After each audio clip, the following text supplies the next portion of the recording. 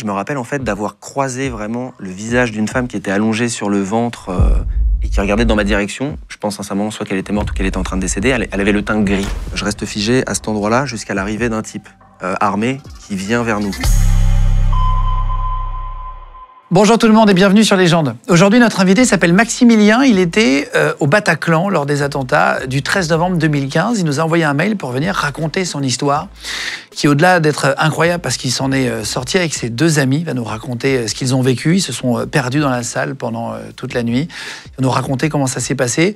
Mais surtout, ce qui est incroyable, c'est qu'il a pu sortir premier des trois, Maximilien, et il s'est retrouvé à courir dans la rue et à rentrer dans un appartement d'une dame qui l'a sauvé, qui l'a pris chez elle et qui l'a soigné avec tout plein de gens. Voilà.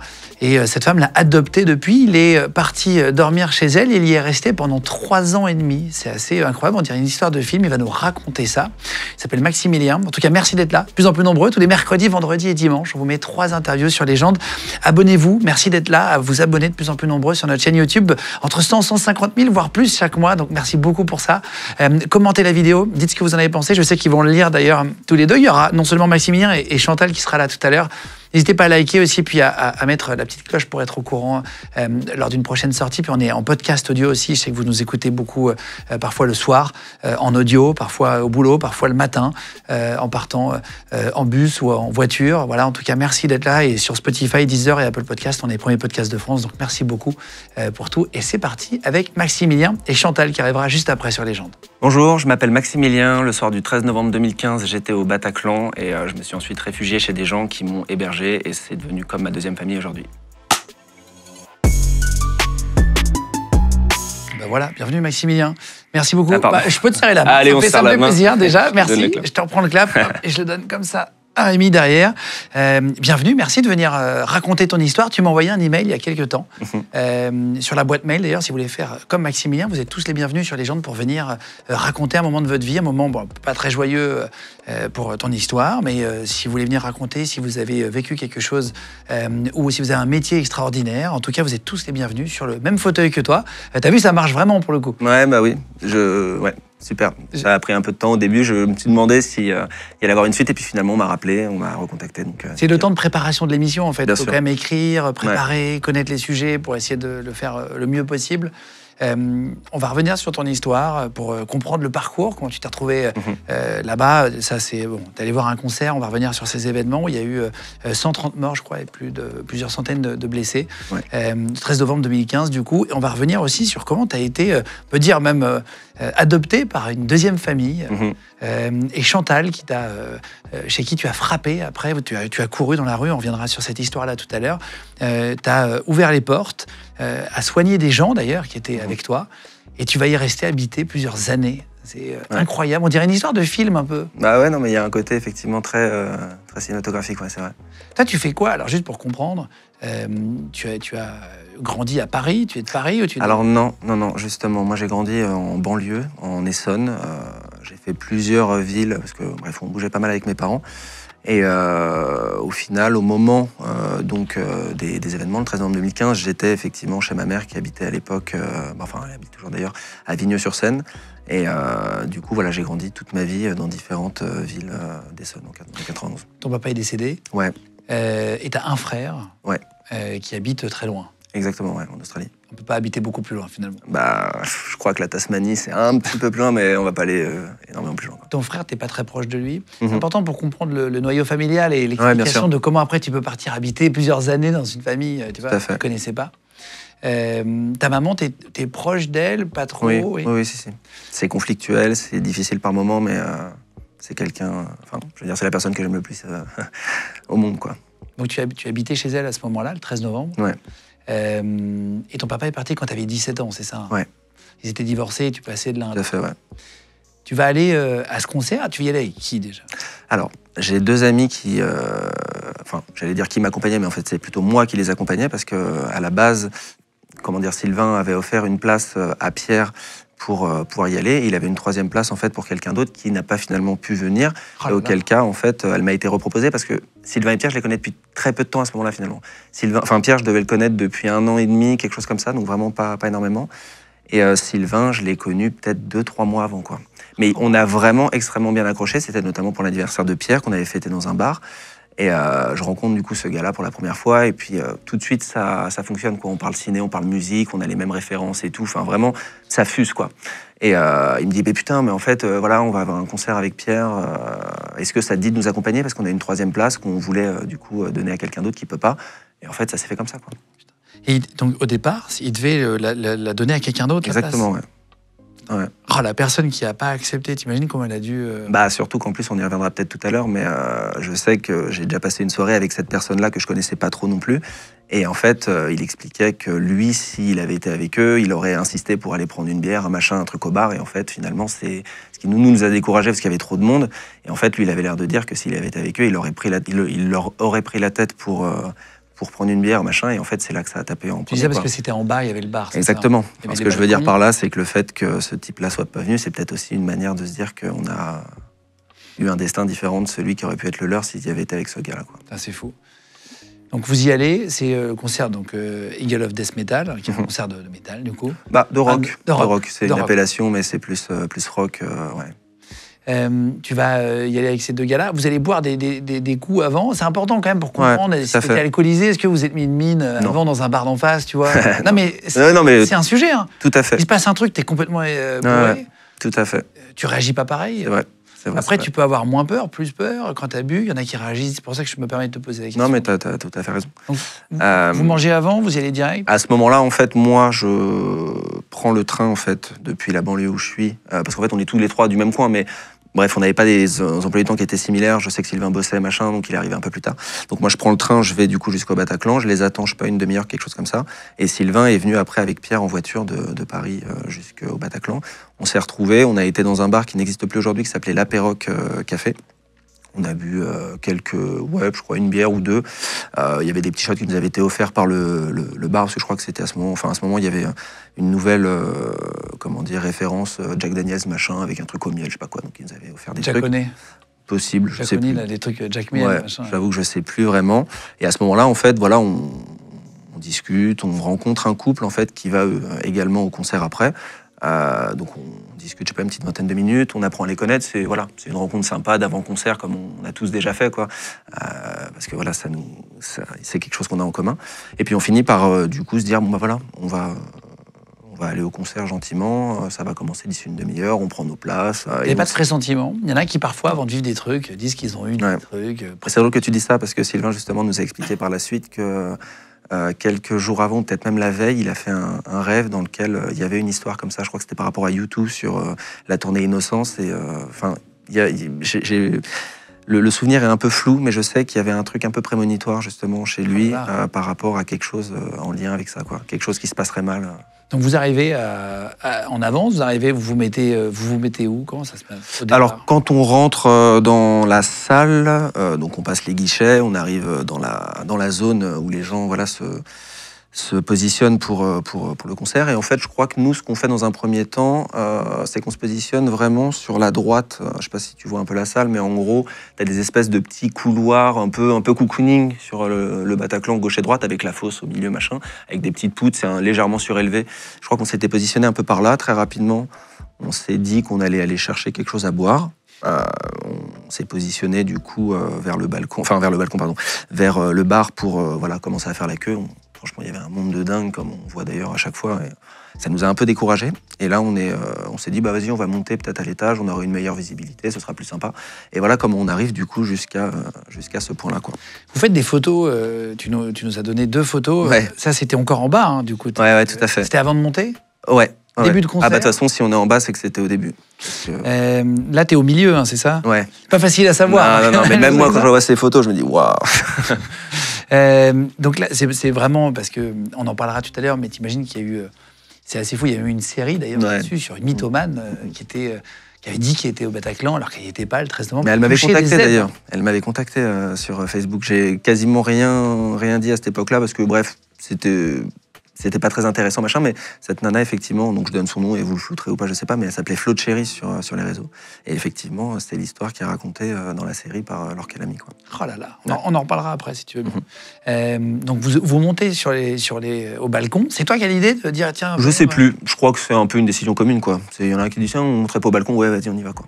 Je sais plus qui l'a dit, mais. Vous vous retrouvez en haut et c'est là que l'attaque commence. C'est à ce moment-là. Alors. Quand on se retrouve en haut, en gros, la disposition du balcon, c'est assez classique. C'est-à-dire qu'il y a une espèce de couloir qui est bordé par des murs. Et en fait, il y a une espèce d'entrée principale. Et quand on rentre sur le balcon, du coup, là, on a accès un peu à toute la zone où la plupart de la zone est remplie de sièges. Et là, du coup, des petites allées pour pouvoir un peu naviguer. Et nous, ce qu'on fait, c'est qu'on rentre et on va se positionner vraiment aux barrières, quoi, histoire d'avoir une vue un peu sympa sur la scène, tout en essayant de faire gaffe, évidemment, de ne pas déranger les gens qui sont là, parce que malgré tout, il y a un côté un peu... Mais voilà, on se positionne comme ça. Le concert commence, tout se passe bien, c'est assez rigolo d'ailleurs, parce qu'ils ont une manière de jouer sur scène qui est assez drôle, et on en a pas mal rigolé avec les copains, c'est qu'à chaque fois qu'ils finissent le morceau, ils reprennent 2 secondes après la fin du morceau, ils la reprennent encore une fois, et ça finit jamais, quoi. Donc bref, on trouvait ça assez rigolo, c'était un petit jeu qu'on s'amusait à mettre en scène comme ça. Et à un moment donné, les premiers coups de feu, quoi. Mélangé à la musique ? Je sais pas si c'est mélangé à la musique, parce que vraiment, quand ça tape, ça s'arrête tout de suite. C'est-à-dire que vraiment, il y a une ambiance qui prend le pas sur l'autre, quoi. En une fraction de seconde, les musiciens ne jouent plus. Moi, j'avoue que j'ai plus le souvenir de ce qu'ils sont sur scène et ce qu'ils sont pas sur scène, mais clairement, l'avenir nous explique qu'avec les témoignages, ils ont quitté la scène tout de suite, quoi. On voit qu'il y a juste un mouvement de recul d'un musicien sur scène. Tu vois qu'il a un mouvement de recul. Très rapidement, il pose sa guitare et il se barre. Je crois que c'est le dernier à partir de la scène. Mais ouais, on entre dans une atmosphère et dans une ambiance très particulière que je définis pas vraiment, en fait. Parce que à ce moment-là, moi, j'ai vraiment l'impression, et c'est pour montrer à quel point je suis loin de ce qui se passe, c'est la sono qui déconne. Ah ouais. J'ai vraiment l'impression que c'est les enceintes qui merdent, parce que bref, de manière très bête, ça m'est déjà arrivé, tu sais, de débrancher des câbles chez moi, un ampli, un truc, machin, ça craque un peu, quoi. Là, c'était ça en 1000 fois pire. Enfin, je veux dire, c'était évidemment beaucoup plus important comme son, beaucoup plus fort, beaucoup plus impactant, mais malgré tout, je suis là-dedans. À aucun moment, enfin, si tu veux, je veux dire, j'ai grandi en France, j'ai jamais connu ça. Enfin, je veux dire, comme tout le monde, le 11 septembre, on a tous entendu, des choses comme ça, mais à aucun moment donné, je me suis dit, je suis dans un truc comme ça. T'as jamais entendu d'arme à feu, tu veux dire? Ouais, non mais d'une part, et en plus de ça, je me dis, on est dans un pays où ça n'existe pas, quoi. Alors que dans le fond, évidemment que ça existe. Mais t'avais jamais tiré? Non. Dans un stand ou non. Et en justement, vacances? mes potes Pierre et Sylvain, eux, par leurs expériences, Pierre par le service militaire, je crois, et Sylvain, je sais plus trop comment, mais a déjà manié des armes, ont déjà manié des armes, et du coup, en fait, cette détonation, quand ils l'ont entendue, tout de suite, ça... Même les chasseurs, ils ont fait le lien. Ils connaissent une balle. Bien sûr, ouais, tout à fait. Moi, je veux dire, à part jouer à quelques jeux vidéo dans lesquels on peut manier des armes, ou vu quelques films dans lesquels on peut avoir des références à ce niveau-là, ça n'a rien à voir. Enfin, je veux dire, tu vois un film sur une télé pourrie ou sur un iPad machin, t'as un petit son machin, jamais tu vas te dire que... Aussi puissant que ça. Bah ouais, il y a limite une résonance, en fait. Vraiment, dans la salle, il y avait une résonance, une vibration. Le blast. Ouais, exactement. Attends, et donc toi, tu dis... tu penses que la sono déconne quand t'es en haut au balcon. Du balcon, tu les vois, les terroristes? Non, non, je crois que je regarde même pas, en fait. C'est-à-dire que c'est tellement... En fait, à ce moment-là, tous les sens, ils sont perturbés, quoi. C'est-à-dire qu'à l'oreille, tu comprends pas ce qui se passe, tu vois que tout le monde autour de toi est en panique, ça bouge un peu, machin, donc visuellement aussi, c'est pas bien. T'es vraiment pris un petit peu par les sensations émotionnelles qui se déploient à ce moment-là. Et en fait, moi, j'avoue que j'ai pas eu ce réflexe, je sais même pas si c'est bien ou pas bien, mais en tout cas, je me sentais... Je trouvais que la situation était beaucoup trop complexe pour que je puisse me dire, tiens, on va voir ce qui se passe par-dessus, tiens, on va voir s'il y a du monde en bas, enfin... Mais les gens sur les balcons avaient peur, ou ils réagissaient comme toi, ou ils savaient pas? En fait, c'est pas si clair dans ma tête, parce que je pense que mon cerveau s'est un petit peu justement protégé de tout ça, mais je sais qu'il y a, entre guillemets, vraiment beaucoup de monde qui n'était plus sur le balcon à ce moment-là.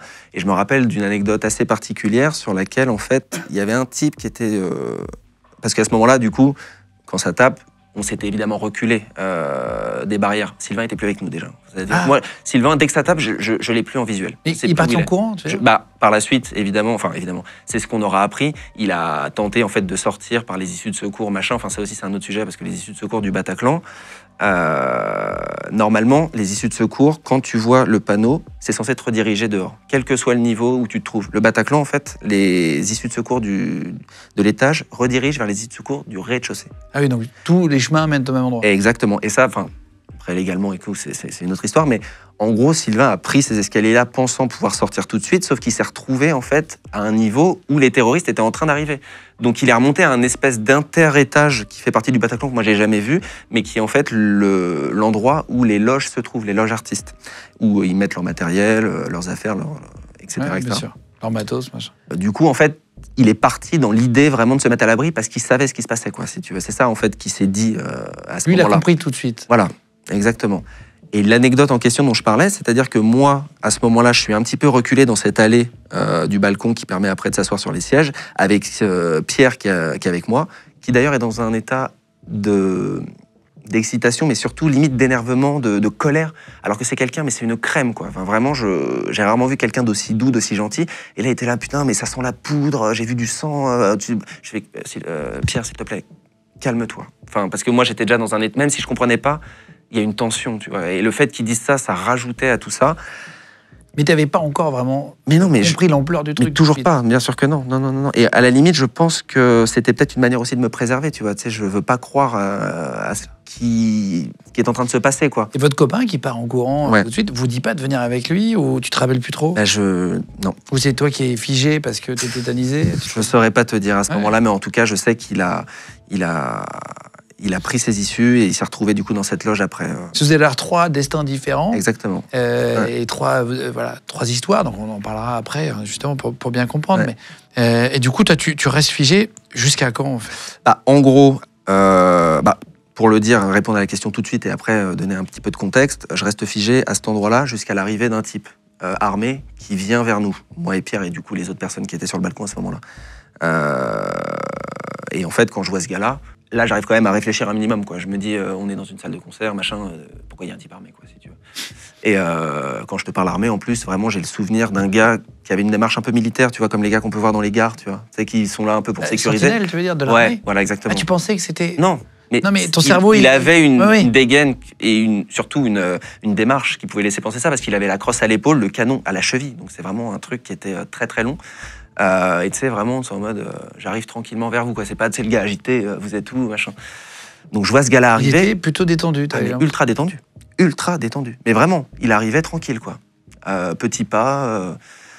Et je le vois, entre guillemets, un peu à travers les sièges, parce que si tu veux, je suis dans cette petite allée sur le balcon, accroupi. Il y a des sièges en haut, ouais. Ah ouais, bien sûr. D'accord. Sur le balcon, c'est des sièges, ouais. Donc je suis caché, en fait, c'est ça qui me cache de lui, si tu veux. Et en fait, c'est ça. T'as pas vu, en fait? Bah non, il me voit pas. Ah non, j'imagine que s'il m'avait vu, de toute façon, on connaît l'intention de ces gars.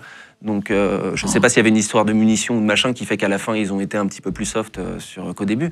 Mais clairement, je me dis que là, si le gars vient vers moi, il y a un moment donné, s'il y a une confrontation visuelle, je préfère me barrer qu'être là, quoi. Donc, c'est juste un fauteuil qui te cache, quoi. En tout cas, ouais, voilà.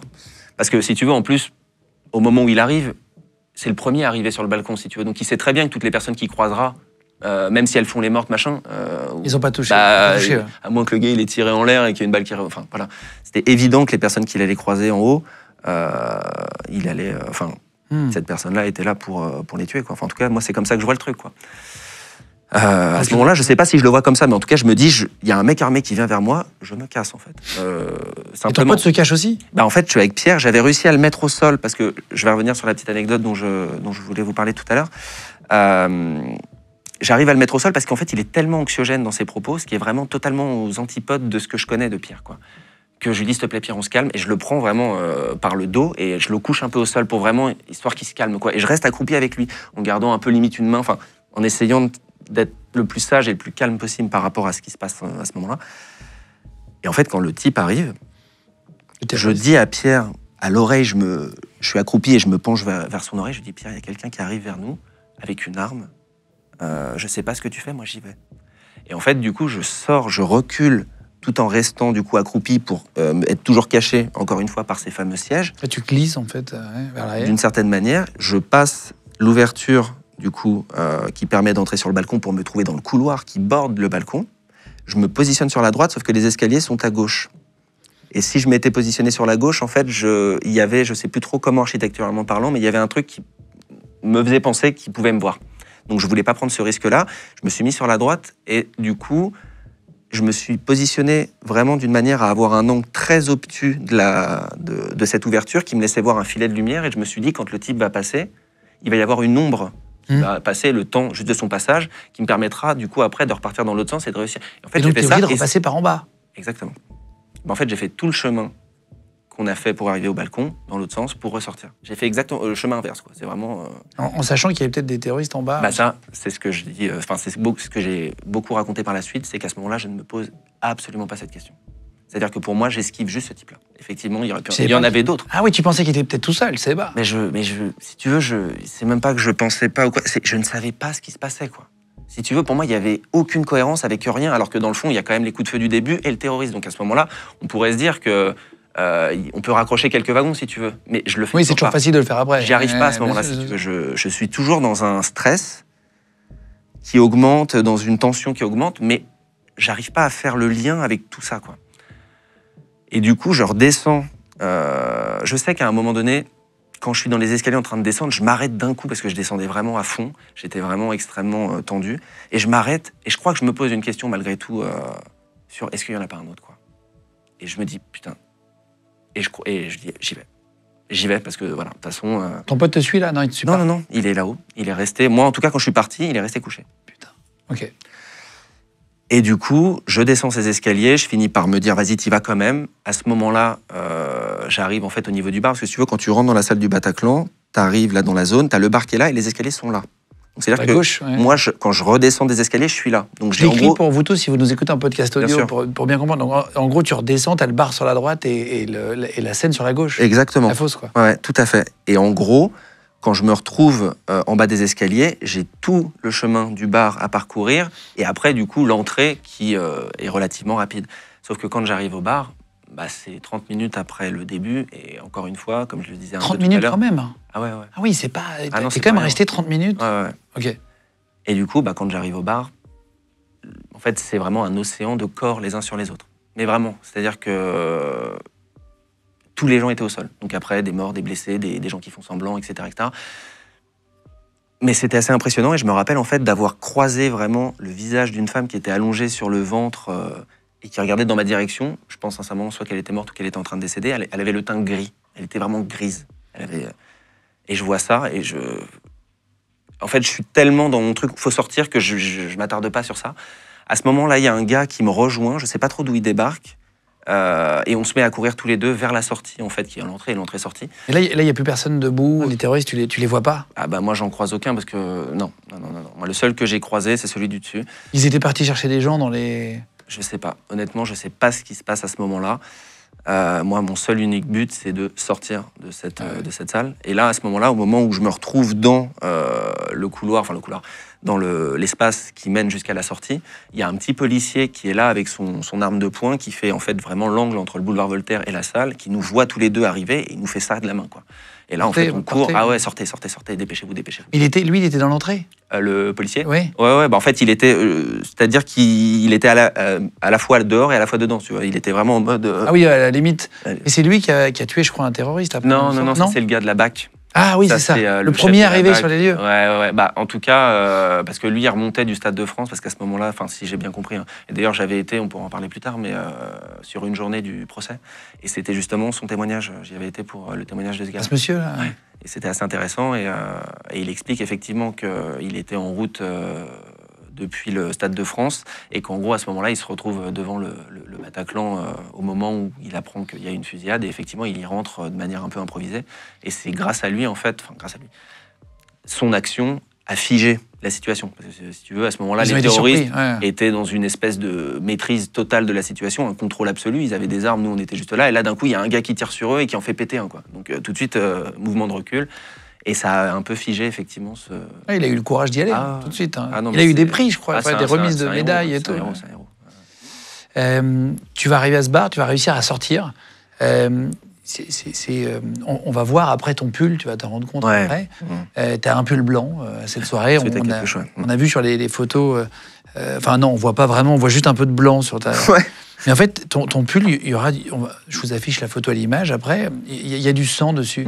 Est-ce que t'as même pas pris de gens dans les bras pourtant? Non, je pense que c'est un mur, une poutre, un truc sur lequel j'ai dû m'accouder.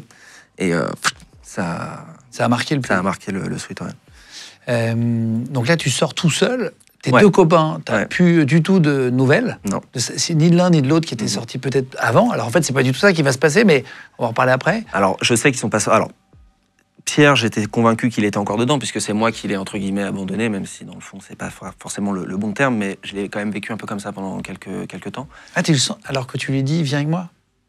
Ouais, mais oui. Enfin, après, ce genre de situation, je pense qu'on n'est déjà pas nombreux à en vivre, et quand on les vit, on sait absolument pas comment on va réagir avant de les vivre, si tu veux. Et je me suis toujours dit que si ce genre de choses devait arriver, peut-être que voilà, j'aurais un instinct plus courageux, quelque chose qui me ferait aller plus vers les autres, à me dire voilà, on va aller essayer de sortir les copains machin. Et en fait, à ce moment-là, je me retrouve à moi prendre une décision qui va finalement un peu à l'opposé de ça, si tu veux. Donc, je sais pas, je dirais pas que je m'en veux, mais en tout cas, ça a été un sujet de Avec toi-même après? Ouais, où j'étais là en mode putain, pourquoi j'ai faim. J'étais pas très fier de moi, si tu veux, par rapport à ça. Ah oui? Ouais, non mais ça veut pas forcément dire grand-chose, mais dans le fond, on était deux, et je lui ai dit juste, je me barre, quoi, si tu veux.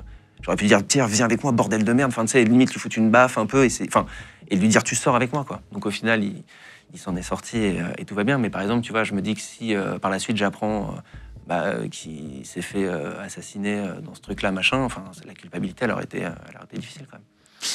Tu vas réussir à sortir, à partir en courant. Le policier te dit partez, barrez-vous. Il pense que tu es un terroriste quand tu arrives en courant. C'est ce qu'on se demande. Est-ce que le policier il a peur qu'il y ait un terroriste qui arrive, tu vois? Non, pas du tout. Ça doit être stressant pour lui aussi. Alors, certainement. Chaque mec qui arrive, il sait pas si c'est un gentil ou un méchant, quoi. Après, j'ai jamais eu réellement le fin mot de l'histoire, mais je pense que c'est un type qui a peut-être été appelé du commissariat du coin en disant voilà, on a entendu quelque chose au Bataclan, faut aller voir. Et le mec, en fait, il s'est retrouvé dans un enfer, quoi. Enfin, ça se trouve, il avait une soirée entre potes avant, et il s'est dit attendez, je reviens, machin. Et puis en fait, le gars, il a dû, entre guillemets, gérer pendant 30 minutes jusqu'à l'arrivée des forces spéciales, le raid, etc. Ouais, des groupes d'assaut d'élite. Ouais, exactement. Donc, oui, évidemment, pas facile pour lui. Mais non, il n'y a pas eu, en tout cas, j'ai pas du tout eu cette sensation de peur de sa part quand il nous a vu arriver. Quand tu sors du Bataclan, c'est là où tu vas vivre un truc encore unique, hein, on en parlait tout à l'heure avec Chantal.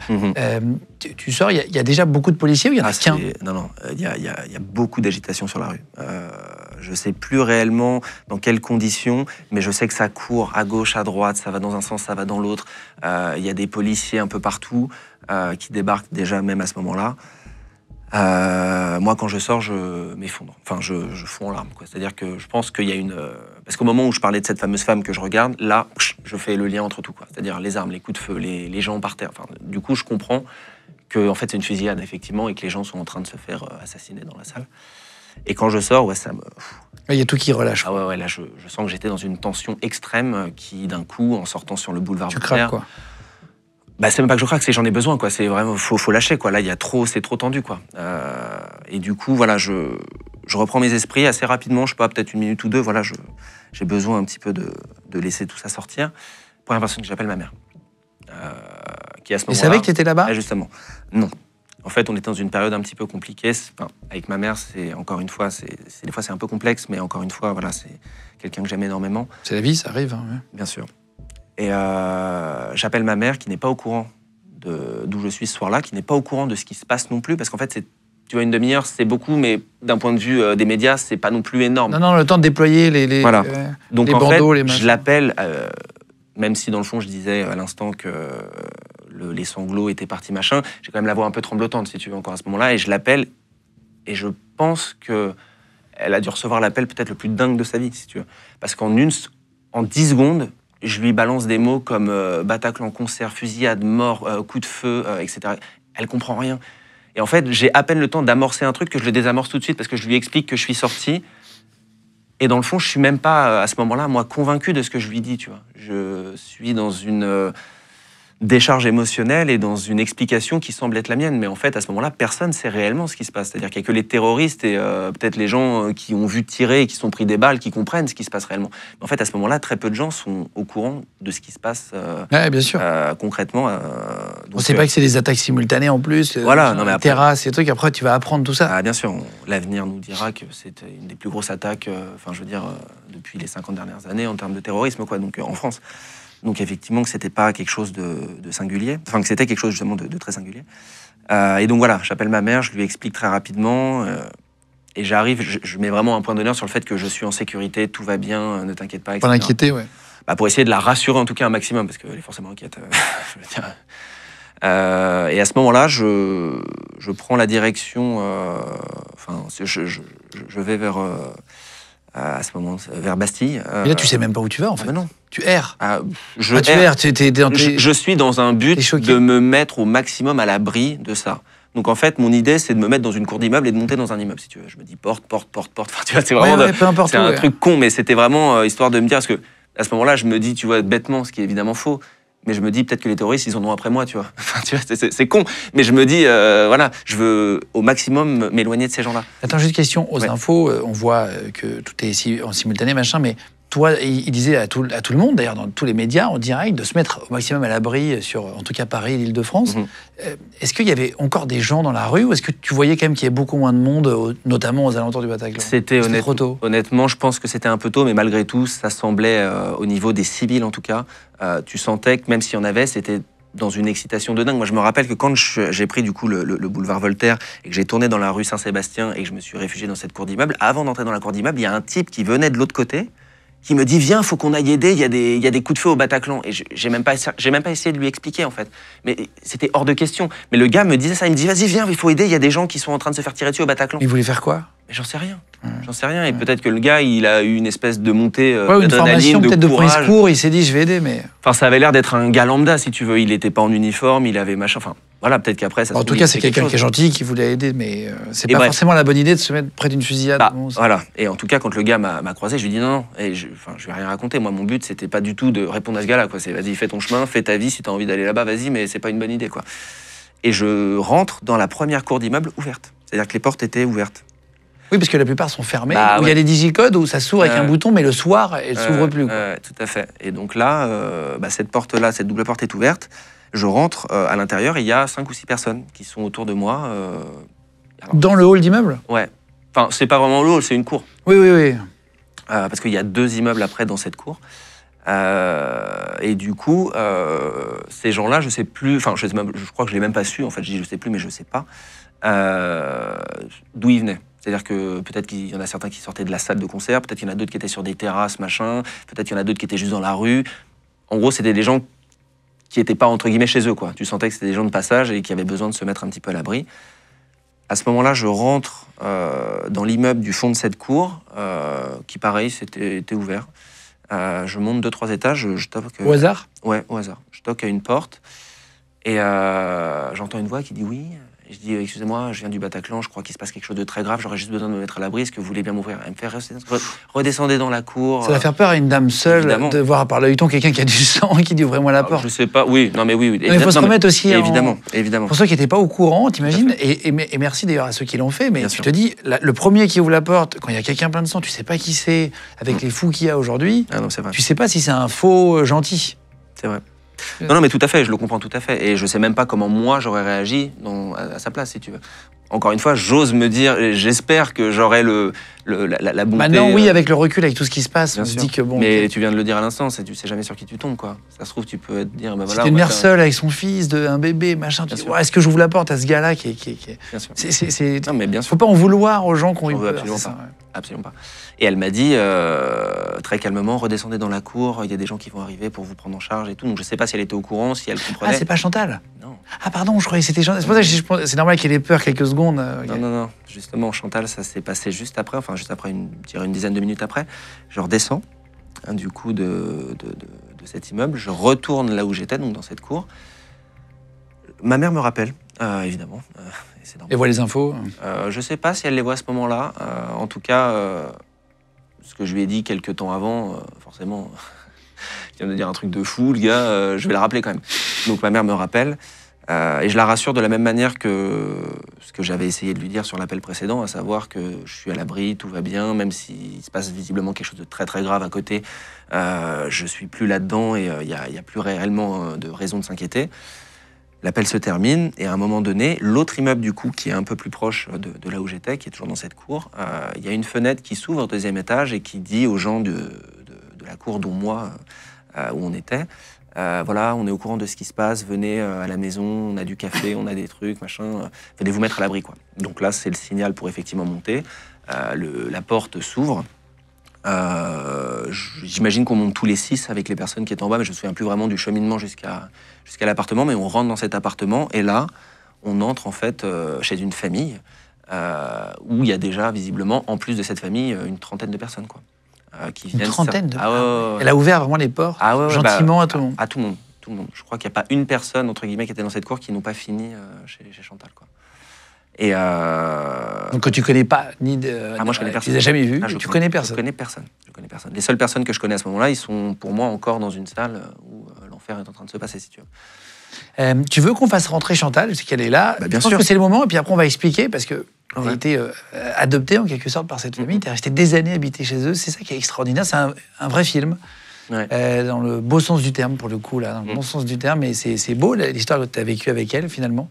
On va la faire rentrer, Chantal, comme ça vous allez raconter ce moment où vous vous rencontrez, et justement, comment elle l'a vécu, elle, d'ouvrir ses portes. C'est parti, on fait rentrer Chantal. Allez, ça y est, Chantal nous a rejoints.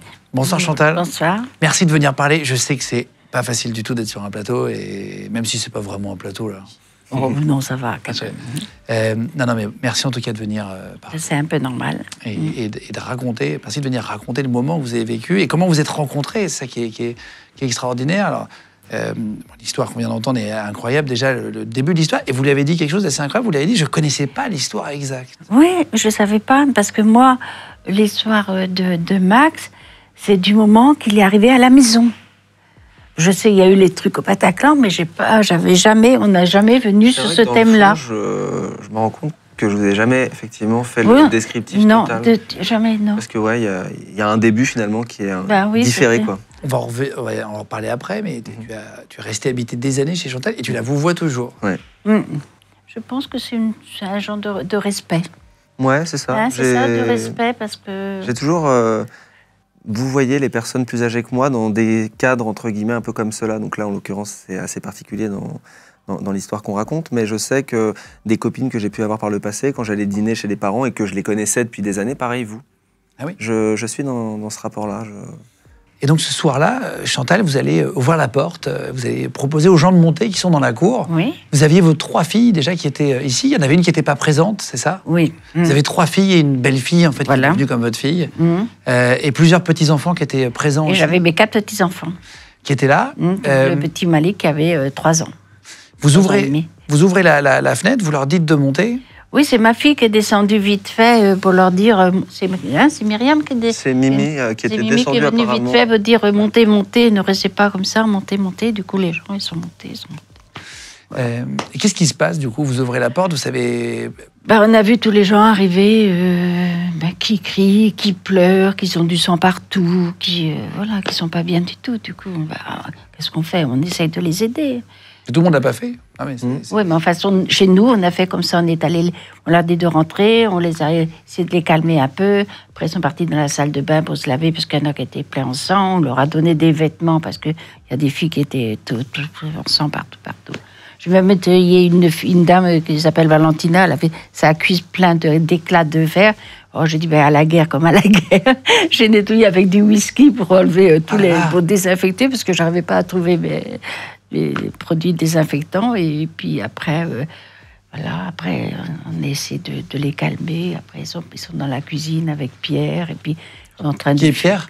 Et Pierre. C'est mon pote qui est encore au Bataclan et qui a fini par sortir. Qui te rejoint après. Qui est revenu pour la soirée. Sur ça, mais il a fini par arriver. Il est revenu avec nous dans la soirée. Et puis, du coup, cigarettes, du café, du thé. Puis à un moment...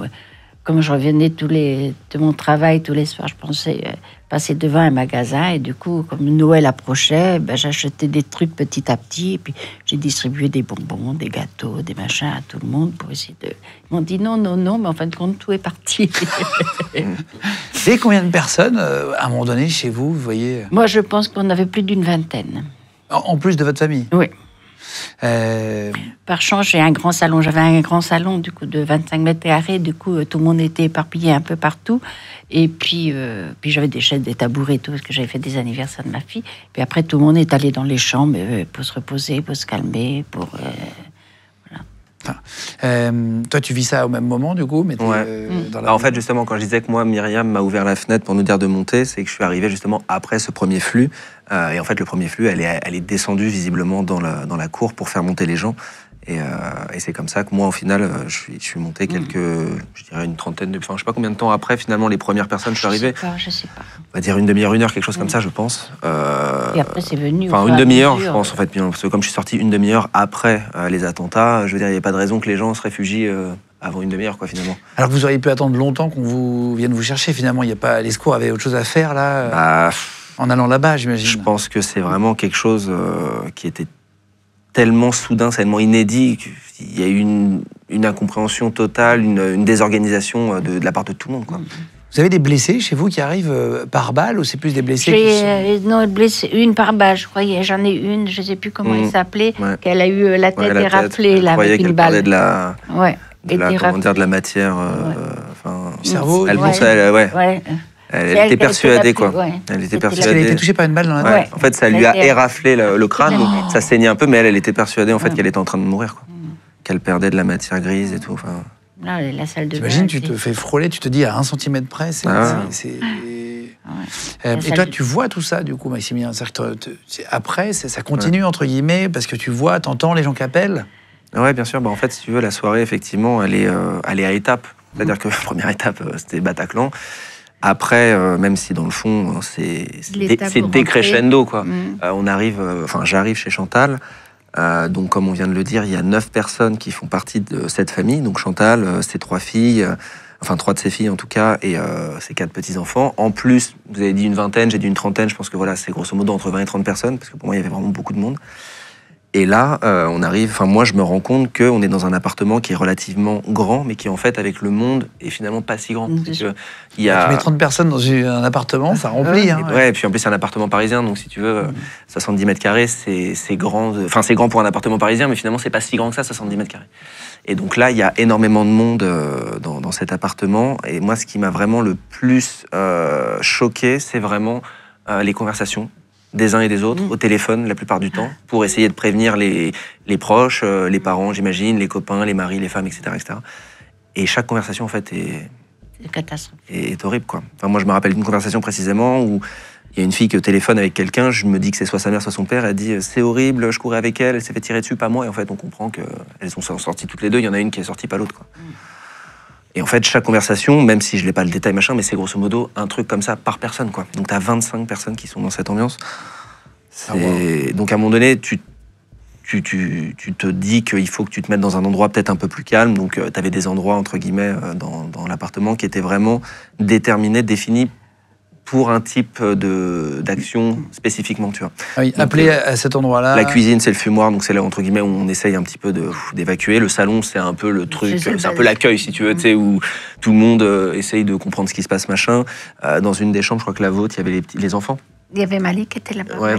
Avec les enfants pour essayer de préserver, tu vois, parce que le petit Malik dont on parlait, il avait 3 ou 4 ans. Dans la chambre de Sophia, c'était plein aussi de gens, les petits jeunes. Je crois que c'était pour... c'est là où les pompiers soignaient les blessés, je crois, dans la chambre de Sophia. Je sais plus. Puis après, il y en a d'autres aussi qui sont partis dans la chambre de Laetitia, et même dans le hall d'entrée. Ça a duré toute la nuit? Il y a du monde chez vous toute la nuit? Jusqu'à 5h30, 5h du matin. 4 heures. Les pompiers sont venus dans l'appartement ou pas du tout? Ils sont venus, ils ont vu que tout se passait bien, ils sont repartis dehors. Mais et la police, pareil, en tel point qu'ils avaient confiance avec nous, on s'occupait bien d'eux, du coup, ils sont partis voir ceux qui s'occupaient d'eux. Ce qui est fou, justement, par rapport à ça, c'est quand même incroyable, c'est que les pompiers qui sont montés avaient utilisé leur défibrillateur à un moment donné pour aider une personne, et ils ont oublié le défibrillateur.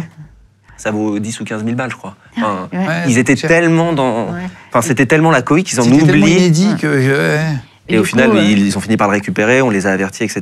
Mais ils Ouais, oublient le matos pour lequel, entre guillemets, avec lequel ils soignent les gens, quoi. Enfin, c'est quand même fou. On va revenir sur la soirée après, mais juste pour comprendre votre relation depuis. Tu vas passer la soirée là-bas, tu vas aller te faire interroger par la police. On va en parler après le départ de Chantal, là, mais je voudrais finir la partie avec Chantal pour comprendre. Tu vas ne plus en partir pendant combien de temps de cet appartement ? Alors, il y a eu des mouvements, mais en gros, je suis arrivé fin 2016 et j'en suis définitivement parti juillet 2021. Donc, quasiment 4 ans, mais en l'occurrence, encore une fois, il y a eu des petites étapes. Il y a eu des étapes à des moments où j'étais pas là. Comment ça se fait ? Qu'est-ce qui va se passer entre vous ? Parce qu'on ne reste pas habité chez quelqu'un qu'on ne connaît pas du jour au lendemain. Tu vois, c'est quand même inédit aussi comme situation. C'est vrai. Qu'est-ce qui va se passer ? Je ne sais pas qu'est-ce qui s'est passé. Franchement, on l'a pris en considération, on l'a... Je sais pas, tout le monde s'est accroché à Max, et puis voilà, et puis après, d'autres personnes sont venues, mais pour nous remercier ou quoi que ce soit. Mais Max, il se sentait bien chez nous, il était en sécurité, on l'a gardé. Il veut être chez moi parce qu'il était en sécurité. Il m'a dit, je suis en sécurité chez toi. Et du coup, ça l'a marqué par rapport au Bataclan, que quand il est venu chez moi, il était bien, puis du coup, c'est là qu'il voulait rester, puis on l'a gardé. Voilà, on la garde. Non, mais c'est vrai que dans son c'est incroyable. C'est dingue. Hein. Et vous lui avez dit, parce que tu disais un appartement de 70 mètres carrés, vous êtes déjà quand même. Vous avez en fait, 3 filles plus. Toute la famille n'était pas. Enfin, si tu veux, ce soir-là. Voilà, il y avait, comment dire, ils s'étaient donné rendez-vous, ils avaient été au restaurant. Mais en fait, dans l'appartement de Chantal, à ce moment-là, il y a Chantal et sa fille. Sophia, la plus jeune. Parce qu'héberger quelqu'un pendant 3 ans, 4 ans, c'est pas anodin. Non, c'est un changement d'organisation au quotidien, quoi. Ouais. Et c'est vous qui allez lui proposer oui, parce que je crois, c'est moi. En fait, c'est-à-dire que Sophia, la manière dont ça s'est passé, c'est-à-dire que le Bataclan passe. Très rapidement après, je crois que le dimanche, le lundi, ou bref, dans les jours qu'on suivit, on a été invités par leur famille pour déjeuner ensemble. Donc, on a passé quelques petites étapes tout à l'heure sur la retrouvaille, notamment avec Pierre et tout machin, mais Pierre a fini par arriver le soir des attentats. Vous allez revenir après. Ok, on en reviendra après. Non, mais très bien, très bien. Donc, c'était tes 2 amis. Donc, il y en a un qui est resté plus longtemps que l'autre. Alors, moi, quand je sors, les 2 restent à l'intérieur. Sur les 2, donc celui qui est resté avec moi, que j'ai couché par terre tout à l'heure, donc Pierre, a fini par sortir une demi-heure après moi. À ce moment-là, moi, j'étais déjà du coup chez Chantal. Je vois mon téléphone qui sonne avec le numéro de Pierre qui s'affiche. Donc, j'ai un soulagement, vraiment, je réponds tout de suite. Et c'est Pierre, du coup, qui me dit « Écoute, Max, je viens de sortir du Bataclan, où est-ce que t'es qu'on se retrouve et tout ?» J'ai dit « Écoute, Pierre, écoute-moi bien. » Enfin, j'essaie d'être le plus concis et le plus précis possible dans mes phrases. Je lui dis « Je suis sorti du Bataclan, j'ai pris sur la droite tout de suite. La deuxième après, tu prends, c'est la rue Saint-Sébastien. Je suis au numéro 50. Où est-ce que tu es ?» Il me dit « Je suis rue Saint-Sébastien. » Je dis « Je suis dans cette rue au numéro 50. » Et en fait, on répète les choses, on ne se comprend pas. On est dans une espèce de cohue verbale. Il n'arrive pas trop à comprendre, machin. Il me dit, mais je suis rue Saint-Sébastien, mais toi, t'es où? Je lui dis, je suis au numéro 50 de cette rue, Pierre. Et, il sortait à l'instant, lui. En plus, je crois qu'à un moment donné, il s'est retrouvé, ça c'est une anecdote qu'il nous a racontée, en faisant son chemin pour arriver jusqu'à chez Chantal, il s'est retrouvé à un moment donné pris en joue par des policiers qui lui disaient, levez les mains, qui vous êtes? Il se demandait qui était ce mec-là, parce qu'apparemment, il était un peu tout seul quand il est sorti. Enfin, je te dis, il avait pris une issue de secours qui, pour nous, n'existait pas, à un moment donné où personne sortait. Enfin, tu vois, c'était un peu l'intrus à ce moment-là. Et en fait, il s'est fait prendre en joue. Donc, je pense qu'il était, dans sa tête, un petit peu déphasé, quoi. Entre ce qu'il venait de vivre, le fait qu'il se reprenne encore en joue par des flics, machin. Donc, bref, je lui dis, écoute, Pierre, tu bouges pas, je descends, je viens te chercher. Donc là, j'explique à Chantal, Mimi, un petit peu les personnes de la famille, que je vais descendre et que je vais aller chercher un ami qui est juste là, qui est un peu perdu et qu'il faut absolument aller secourir, quoi. Donc ils me disent, ok, tu reviens tout de suite et tout. Je dis, oui, vous inquiétez pas. Donc là, je descends, je sors, je vois Pierre, je dis, Pierre, je suis là, machin. Donc il me retrouve, on monte là-haut. Donc là, je me retrouve chez Chantal, donc dans la même ambiance. Tu prends dans tes bras, ton pote? Je sais plus comment ça se passe à ce moment-là. Je crois que je le prends effectivement tout de suite, je le serre et en fait, le but, c'est de sortir, de se barrer plus rapidement, quoi. Donc je le ramène, il monte avec moi, on arrive dans l'appartement. Donc moi, j'y retourne pour la deuxième fois. Pierre, du coup, découvre ça. Et voilà comment lui, finalement, il termine aussi son aventure. Comment il termine son histoire du Bataclan, en tout cas. Et le troisième est toujours dedans? Et le troisième est toujours dedans et on n'a pas de nouvelles. Vous n'avez pas de nouvelles? On va prendre chronologiquement, alors, si tu veux. Comme ça, on va suivre ta manière de raconter. Moi, je suis là pour te suivre. Vous allez... donc, il est je sais pas quelle heure, on va dire ça commence à être un peu tard. Ouais, quand Pierre arrive, on va dire qu'il est 21h30. Il est 21h30. Tu vas rester donc dans l'appartement, vous allez discuter, tu vas sympathiser. Tu vas repartir à 2h30, et on va rester avec vous, Chantal, comme ça, jusqu'à la fin, on va comprendre. Tu vas partir, la police va vous demander de venir quelque part. Comment vous apprenez? Ils montent, vous cherchez? Alors, je ne sais plus réellement comment ça s'est passé, mais je sais que les policiers ont été informés de notre présence chez Chantal. Oui, parce que c'était venu déjà. Ah ouais, ils ont tapé, ils ont dit voilà, on vient récupérer les victimes du Bataclan. Ouais, parce ils étaient venus voir comment tout se passait, je me rappelle. Ah, bah c'est ça alors. Ils sont venus voir qu'est-ce qui se passait chez moi, Pourquoi et puis ils avaient que c'était machin. tout calme, et puis ils ont dit bon, ils sont en sécurité, on les laisse là, et puis après ils sont partis finir le travail à l'extérieur. Et puis... Ils t'ont demandé de faire quoi dehors, du coup? Qui? Les policiers. Après, dans la chronologie. Alors, du coup, quand les policiers arrivent chez Chantal, on va dire qu'on est peut-être encore 5, 6, 7 peut-être. On est beaucoup moins nombreux. Vraiment, ça s'est vidé au fur et à mesure, les gens sont rentrés chez eux. Mais on était encore 5 ou 6. Et en fait, les policiers nous disent qu'ils vont venir, enfin, qu'ils vont nous récupérer pour nous faire aller à l'époque dans un bar qui s'appelait le Baromètre, qui est devenu le Julot aujourd'hui, qui est en fait sur le boulevard Voltaire. Parce qu'en gros, c'était un peu là qu'ils avaient installé leur QG, si tu veux, où ils étaient un peu tous pour essayer de prendre les témoignages et des positions hyper fraîches de ce qui venait de se passer pour avoir un maximum d'informations. Parce que là, même si moi je m'en rendais toujours pas vraiment compte, il venait de se passer le truc le plus fou des 50 dernières années en matière de terrorisme, si tu veux. Donc eux, ils captaient vraiment ce qui se passait et ils voulaient recueillir au maximum les détails sur l'instant, quoi. Donc ils nous font venir au Baromètre. On descend du coup de chez Chantal, rue Saint-Sébastien, et le Baromètre, pour le dire, c'est quoi? C'est 300 mètres. Oui, à peu près. C'est même pas 300 mètres. On a été arrêtés 10 fois. 10 fois par des barrages de flics, alors qu'on était nous-mêmes escortés par des flics. Mais par d'autres flics qui disaient, vous êtes qui? Vous allez où? Qui sont ces gens? Pourquoi? Machin, truc. Et en fait, 10 fois. Toutes les 30 mètres, tous les 30 mètres, il y avait un petit barrage policier avec des gars cagoulés, des armes un peu plus balèzes que celles qu'on a l'habitude de voir sur des policiers lambda.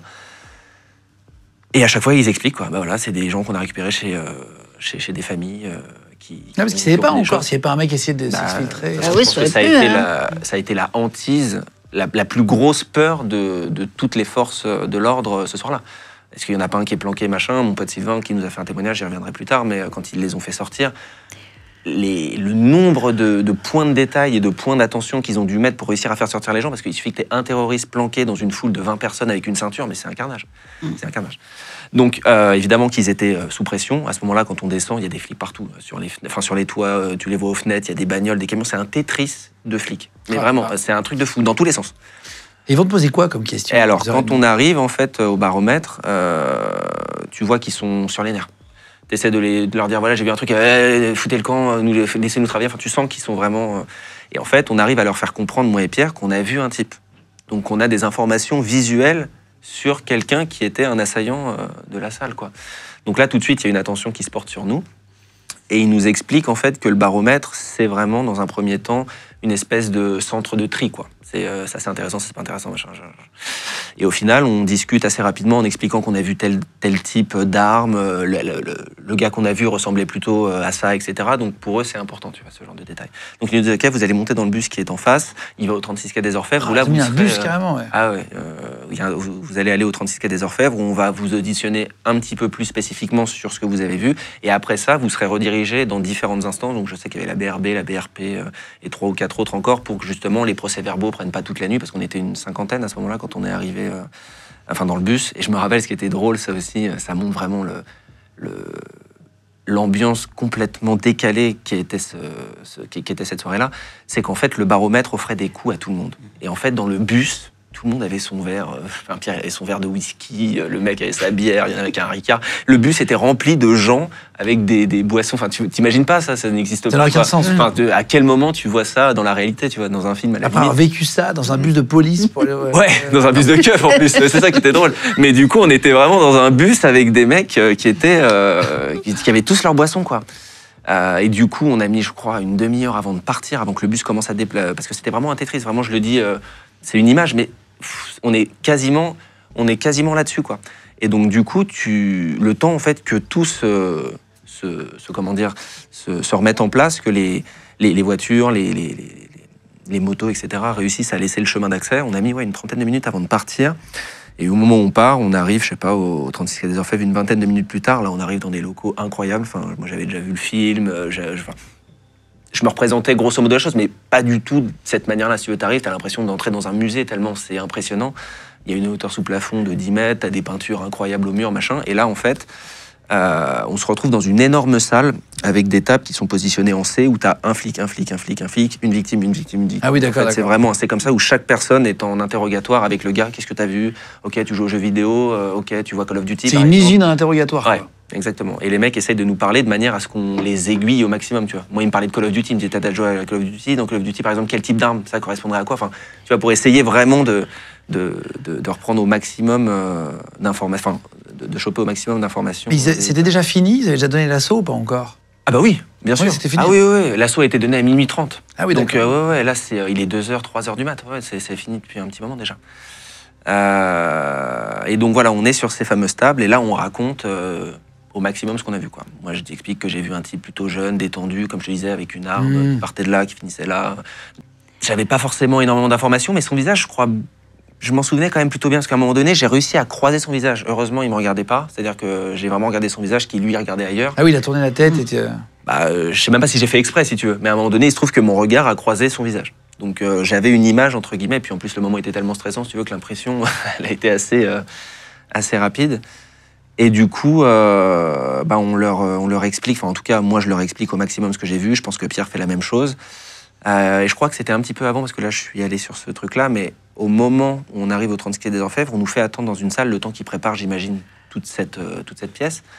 Et c'est là où, en fait, je me suis rendu compte aussi, juste par le visuel, que certains ont dû vivre des trucs complètement fous. Je me rappelle d'un garçon qui avait un t-shirt, qui était rouge, quoi. Il était couvert de sang. Certainement pas le sien, parce qu'il avait l'air physiquement d'aller bien. Il y avait juste, je crois, un point de blanc, tu vois. Tu dis, c'est le seul endroit du t-shirt qui n'a pas été imprégné. Et tu te dis, merde. Et le gars, en plus, discutait avec des amis, je crois, et il avait l'air hyper serein, quoi. Limite, il rigolait, il faisait des blagues, des machins, des trucs. Il disait, la vache, le cerveau, il a tout coupé, quoi. C'est vraiment... Il garde ça pour plus tard, quoi. Peut-être que le gars, ça se trouve, le lendemain, il a craqué totalement. Et je me rappelle d'une fille, pour le coup, à l'inverse, qui pleurait en continu. C'est-à-dire qu'elle avait un visage totalement inerte et ça pleurait. Ça coulait en permanence, quoi. Vraiment, mais imagine-toi une cascade de larmes, mais tu sais, pas énormément, mais je veux dire, un truc ininterrompu, quoi. Et j'étais en mode, putain... Enfin, c'était... Le corps fonctionne, ouais, c'est fou. Hein. J'avais jamais vu des trucs comme ça, quoi. Et c'était vraiment hyper fort. Donc, voilà. Est-ce que quand tu dis tu vois tout plein de gens, vous avez pu voir des psychologues tout de suite? Les psychologues, on a eu l'accès par la suite à évidemment tout un tas de numéros, tout un tas de choses. Enfin, honnêtement, ils ont fait vraiment les choses comme il fallait. Mais c'est entre guillemets à ma démarche. C'est-à-dire que c'est pas entre guillemets une obligation. Je sais que pour le coup, Sylvain, on en viendra aussi plus tard. Mais lui, quand il est sorti du Bataclan, il était pris en charge tout de suite par une chambre psychologique. Parce qu'en l'occurrence, quand il est sorti, c'est parce que ça venait de se terminer et que c'était possible. Tiens, on va parler de lui. Puis après, on va revenir du coup chez Chantal et comprendre votre relation vraiment. Donc le Sylvain, c'est celui qui n'était pas encore sorti. Il est 3h du matin. T'as des nouvelles de Sylvain quand tu sors de la police? De l'interrogatoire? Alors oui, on en a même en fait bien avant, parce que, comme je disais tout à l'heure, l'assaut a été donné en fait vers minuit 30. Et du coup, la libération des otages, entre guillemets, même si ce n'était pas vraiment des otages, en tout cas, la libération des personnes qui étaient restées à l'intérieur du Bataclan a dû s'opérer, je dirais, entre minuit 45 et 1h du matin, peut-être un peu plus. Mais donc, du coup, on était encore chez Chantal au moment où Sylvain a appelé Pierre.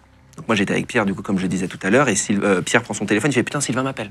Donc là, il répond, et très rapidement, il fait comprendre à Pierre que là, ils sortent du Bataclan, qu'ils sont absolument pas en capacité de faire quoi que ce soit d'autre que de les suivre, que de suivre, entre guillemets, les équipes qui ont été... les équipes médicales, les équipes psychologiques qui ont été, entre guillemets, mises en place pour s'occuper de ces gens-là. Et donc, du coup, il est pris en charge tout de suite. Et en l'occurrence, on ne le verra que le lendemain dans un bar à côté de chez nous. Et là, il nous racontera évidemment tout ce qu'il a vécu. Tu leur as proposé de venir parler avec toi, raconter. Ouais. Ils ne se sentaient pas de raconter. Ouais, tout à fait. Ils ne se sont pas toujours remis, tous, en tout cas.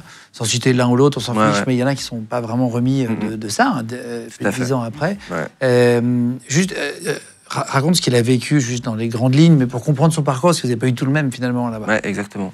Alors pour reprendre les choses de manière simple et précise, au moment où les premiers coups de feu, on entend les premiers coups de feu, voilà, il disparaît. Et on apprendra par la suite que, comme je disais tout à l'heure, il a voulu prendre les issues de secours. Les issues de secours, finalement, redirigent sur un endroit vraiment dangereux. Donc, il remonte à un terre-étage. Il se positionne dans une loge piégée. Avec une vingtaine, voire une trentaine de personnes. Et pour l'expliquer de manière assez simple, je ne sais pas comment dire, mais je pense, de la manière dont il l'a expliqué, et j'en suis sûr même, qu'en fait, la loge était remplie peut-être de 3 fois le nombre de personnes possibles dans cette loge. Donc en fait, ils étaient les uns sur les autres, une chaleur à crever, où apparemment, il y a vraiment une micro-société qui s'est créée dans cet espace, où il y avait des gens qui disaient « faut sortir, allez les raisonner, d'autres qui disent ta gueule, si tu sors, on est mort », machin, enfin bref. Une ambiance de dingue pendant 2h30, des gens qui s'évanouissaient de chaleur, pas d'aération, rien, c'est-à-dire que c'est des pièces vraiment sans aucune aération, pas de fenêtre, que dalle. Il y en avait qui voulaient les raisonner. Ouais, je sais que Sylvain, justement, était le fameux gars qui disait sors pas, tu fais pas ça, quoi. Tu la fermes. Enfin, vraiment, il avait ce côté un peu lead parce qu'il fallait à un moment donné réussir. Parce que, je veux dire, à ce moment-là, peut-être qu'on peut se dire ça peut peut-être bien se passer ou pas. L'avenir nous fait comprendre que ça se serait pas bien passé. Non. Donc, ils se sont enfermés dans la loge. Voilà. Mais les mecs n'ont pas tiré sur la porte. Comment ils ont fait pour s'enfermer? Bah, je sais pas réellement. Ce point de détail, il a peut-être dû me l'expliquer. Là, j'ai plus la réponse à ça. Mais je crois qu'ils ont fermé à clé. Il devait avoir la clé de l'intérieur et les terroristes, peut-être qu'à ce moment-là, étaient dans une espèce de stratégie aussi d'économie de balles, parce qu'à un moment donné, tu peux avoir tous les plans que tu veux, t'as pas non plus munitions illimitées, tu vois, t'es pas dans un jeu vidéo. Donc peut-être qu'il y avait ça à prendre en compte. Ils préféraient peut-être plutôt terroriser la salle, garder le contrôle sur un peu tout ça, plutôt que de se dire il y a peut-être une vingtaine de personnes là-dedans, ou 30. Donc pendant tout ce temps-là, il reste là-dedans. Il y a quelque chose qui m'avait dit, qui m'avait fait beaucoup de mal à ce moment-là. Et je pense que c'est aussi, tu vois, des éléments comme ceux-là qui font que pour moi,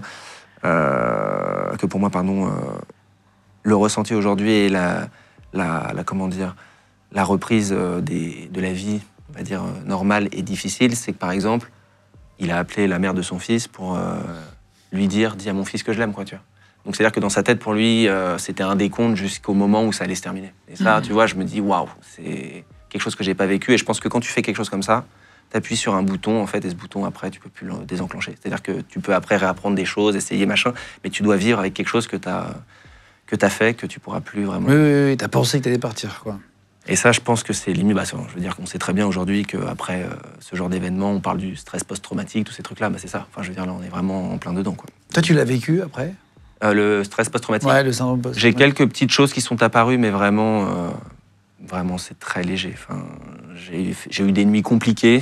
Tu vois, j'ai une limite honte de dire ça, tellement certaines autres personnes vivent un enfer, même encore aujourd'hui, quasiment 10 ans après, alors que moi, je parle de quelques mois où j'ai vécu quelques cauchemars. Et à un moment donné, bon. Mais bon, au final... Non, mais tu disais que ça t'avait quand même marqué. T'avais dû, à un moment donné, bien sûr. faire des petites retraites. Évidemment. Il y a eu, du coup, ces quelques temps où voilà, je dormais pas forcément super bien, j'avais des images qui étaient pas terribles. Il y a eu des moments où c'était compliqué de reprendre les transports, de m'enfermer dans des salles, machin. Parce qu'effectivement, c'est des sensations qui reviennent, quoi, parce que finalement, ça s'est passé aussi dans un univers clos. Les détonations, enfin quand j'ai des détonations, il suffit une porte qui claque un peu fort, ce genre de conneries, tu vois. Je dis pas que je suis dans un stress absolu, mais tu sais, tu es un peu plus alerte que d'habitude, quoi. Tu sens mais toujours aujourd'hui ou pas? Quand tu vas quelque part, tu fais attention? Ouais, ça m'arrive, c'est assez rare, mais ça peut arriver effectivement quand il y a un bruit soudain et puissant. Un bruit qui pète, un verre qui pète, machin. Bah. Ouais, tout de suite, ça va attirer mon attention, effectivement. Donc voilà en gros les conditions dans lesquelles Sylvain a tenu son truc, à entendre des personnes, et il disait que c'était notamment des femmes, entendre derrière la porte s'il vous plaît, bam, un coup qui part, quoi. Et ça, des exécutions en fait pendant 4 heures, quoi, enfin, 3 heures. C'est compliqué, quoi. Et ça, je sais que c'est quelque chose qui l'a aussi énormément marqué, quoi. Il n'y avait pas de fenêtre, et quand tu disais ils sont bloqués, c'est que dans la loge, t'as pas de fenêtre, tu peux pas sortir, c'est ça le sujet. Personne ne pouvait sortir, ouais. Et donc tu sais même pas si on met le feu, s'il y a machin, tu sais pas. Ah bah là, je pense que tu es dans une attente, et comme je te dis, il appelle la mère de son fils pour lui dire qu'il aime son fils, quoi. En gros, il disait adieu à son fils, quoi. Putain. C'est chaud. Ils vont se faire libérer comment? Comment ça va se passer? Comment ils vont sortir de cette loge, justement? Alors, en gros, au moment où le raid intervient, c'est ce fameux moment où ils entrent avec leur bouclier de 25 ou 27 kilos, là, je sais pas si tu te rappelles de cette histoire, bref. Du coup, les terroristes prennent un peu peur, des rafales qui partent, explosion. 27 cartouches dedans. J'ai rencontré le monsieur, j'embrasse, qui tenait le bouclier. Et quelqu'un, faut y aller, hein, pour rentrer le premier là-dedans, donc bravo aussi à eux pour ça. Tout à fait. Donc il rentre effectivement. D'ailleurs, dans le reportage des frères Naudet sur ce truc-là, l'assaut est assez incroyable parce qu'on voit le Bataclan de loin, filmé avec un vieux téléphone machin, le chrono qui part avec vraiment 1 minute machin. On entend les coups de feu rafales et les coups de feu singuliers qui montrent en fait les deux camps. Et en fait, à un moment donné, explosion, deuxième explosion et fin du truc, quoi. Donc après, on comprend qu'effectivement, le raid a abattu les derniers terroristes présents. Les explosions font apparemment... C'est la BRI et les deux. Ouais, j'avoue que je me perds un petit peu là-dedans. Enfin, au moment où les explosions détonnent, apparemment, mon pote Sylvain nous dira par la suite que vraiment, dans la pièce où il était, la loge, tout qui tombe, vraiment le faux plafond qui pète, bref. Enfin, il croyait que limite le bâtiment était en train de s'effondrer, si tu veux. Parce que l'explosion était vraiment très très proche. Là, il y a pas mal de détails dont je me souviens plus forcément dans la globalité, mais je sais que ça a été vraiment très compliqué pour les forces de l'ordre et les personnes dans la loge de réussir à se mettre d'accord sur on va sortir et on va faire ci. Parce qu'en fait, ils n'avaient qu'une peur, c'est qu'il y en ait encore un qui soit dans la loge avec eux. Et pour réussir à s'assurer que c'était pas le cas... Ils disent aux otages, dites pas que je suis là, machin. Exactement. Ouais. Et donc ça, en fait, ça a été vraiment visiblement le gros point de ce moment-là, où je crois qu'il y a eu un système de numéro de téléphone où un gars de la salle, enfin de la loge, a appelé un autre gars pour donner un code qui a été redonné après à la BRI pour qu'il souffle le code à travers la porte. Enfin, un truc assez épique. Et donc, ils les font tous sortir comme ça. Au moment où ils arrivent du coup dans la salle, parce que là en fait on est un peu derrière, on est dans le côté un peu backstage de la salle, donc ils repassent devant la scène, ils arrivent du coup sur, on va dire la fosse mais vide à ce moment-là, et en fait là ils vont leur dire de regarder au plafond, de regarder en l'air, de pas regarder ce qu'il y a au sol, parce qu'à ce moment-là la salle elle est vide de gens vivants, mais les personnes mortes sont toujours sur le sol. Et en fait en regardant le ciel, machin, enfin le ciel en regardant vers le haut, à un moment donné il met son pied dans un trou qui aurait été causé par une grenade, par l'explosion, je sais pas. Mais en tout cas, apparemment, le sol était vraiment abîmé et il n'a pas vu ce trou-là. Il est tombé à moitié dedans, il s'est flingué le genou, qui par la suite lui a valu une opération. On lui a enlevé un bout de ménisque et tout. Non, mais vraiment, ça a été un truc un peu de merde. C'est le truc, c'est quand même fou, quoi. Le gars survit pendant 4 heures à un truc de dingue pour se blesser en fait au moment de la sortie. C'est un peu con, quoi. C'est fou. Mais bref, au final, voilà. Et ils finissent par sortir de cette manière-là. Ils sont pris en charge après par, comme je disais tout à l'heure, les équipes psy. Et voilà, quoi. Et vous allez vous retrouver après. Le lendemain, ouais. Tu vas vivre ça, etc. Et tu vas donc revenir. Tu dors chez Chantal le soir même ou pas? Non. Non. Ah non, parce que du coup, là, j'expliquais le 36, quai des Orfèvres, on fait notre déposition, etc. Enfin, c'est même pas notre déposition. Parce qu'en fait, là, c'est vraiment le moment où on donne des détails pour l'enquête. C'est-à-dire que c'est un moment où on essaye de donner avec le plus de détails et vraiment avec une mémoire la plus fraîche possible des choses, des éléments qui vont permettre aux policiers de mener l'enquête et d'essayer de retrouver les personnes qui ont fait ça, comment, etc. Voilà. Vous allez tous les trois, il y a une photo là qui nous a donné, qui apparaît à l'image là. Oh, t'avais une frange un peu plus courte pour l'enlever. Oh la vache.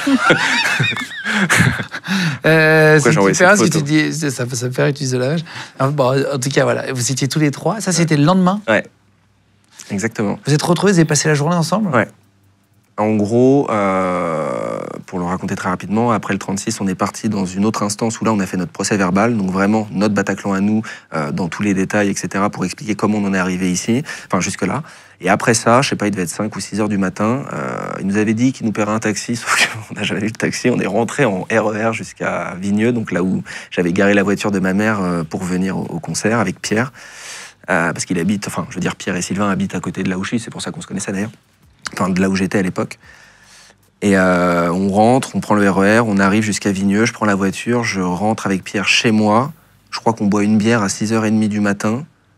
Le bar auquel on avait l'habitude d'aller et dans lequel j'avais d'ailleurs connu Sylvain, ouvrait une demi-heure ou 1 heure plus tard. On y a été, Sylvain nous a rejoints et là, en fait, on a passé la journée à raconter nos anecdotes, à se prendre dans les bras, à dire qu'on s'aimait, etc., et à se dire qu'on avait vécu un truc incroyable et qu'on avait vraiment une chance inouïe, parce qu'en fait, si tu veux, il y a plusieurs paramètres, moi je trouve, dans cette histoire, enfin, sur le Bataclan lui-même et ce qui s'est passé à l'intérieur, c'est qu'il y a du coup le fait que je m'en sois sorti indemne, mais le fait qu'ils s'en soient sortis tous les 3 indemnes. C'est-à-dire que psychologiquement, de toute façon, forcément, il y a une empreinte plus ou moins grande selon les gens, mais je veux dire, on est 3 et on est tous les 3 sains et saufs, si tu veux.